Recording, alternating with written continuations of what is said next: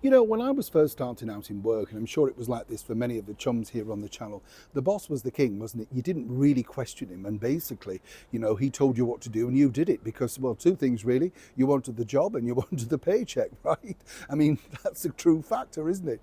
But of course, times change. And more importantly now, you seem to get rewarded for failure rather than you do, for instance, for making a success of it. For instance, the boss of Channel 4, Alex Mahone, is now stepping down after overseeing a record loss, but no doubt will be boxing off with a huge pay packet as a treat, for making failure good.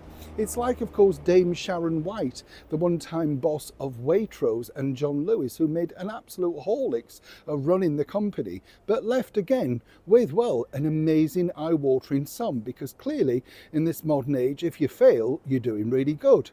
Now, over here in the United Kingdom, one of the big British brands that really sort of signifies Britishness is this: Burberry. Oh yes, Burberry was the look, of course, of a generation, and all thanks to supermodels like Kate Moss, made it very trendy back in the 90s. In 2025 though, things are not looking too hot, and even by Royal Association as such, seemingly cannot save it. Let me explain. Hi, nice to see you. Welcome back. Thank you so much for your time today. It is a funny thing, isn't it? I don't know about you, I've never bought Burberry. It's one of those things truly never really appealed. I've been in the store. They used to have some nice aftershave actually for men.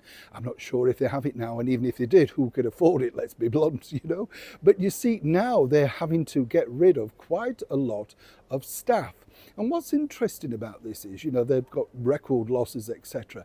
The bit I don't understand is they recently launched a mega ad starring none other than the, well, very, very highly respected actress Olivia Colman, famous to a lot of people, of course, for her portrayal of our late and brilliant monarch, Queen Elizabeth II, in the Netflix series The Crown. So you would have thought this may have worked, and this cost a fortune.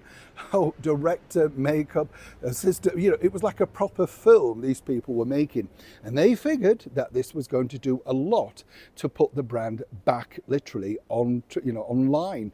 Sadly, even the power of Olivia didn't make it work. Let me explain. Cups from Burberry after the brand reported a 17% fall in revenue to 2.5 billion up to March this year. Furthermore, the luxury fashion house posted an operating loss of 3 million compared with 480 million profit from the year before.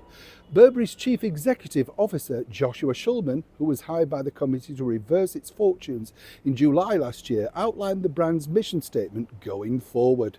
He explained, I love this, don't you? After a challenging first half, we have moved at pace to implement Burberry's Forward, our strategic plan to reignite the brand desire and improve our performance drive through long-term value creation. Basically, they're shedding, well, 1,007. Basically, they're shedding thousands and thousands of jobs. It's as simple as that. And by cutting that down, maybe closing sites and, of course, devaluing the brand in certain areas, well, this is what they consider to be, well, their mission statement. Now, I've often said here on the show, chums, you and I could run any major brand. All you've got to do is say you can do it, go in, fire a lot of staff, and then suddenly you're a saviour. Now, why do you need to spend so much money to come up with that?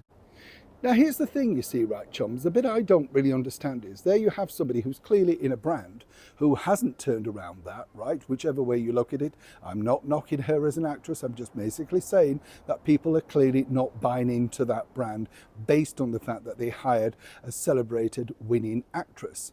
But then she pops up on another ad, this time a little bit lower range, some might say, as the brand new face of Warburton's Bread, alongside the ubiquitous Jonathan Warburton.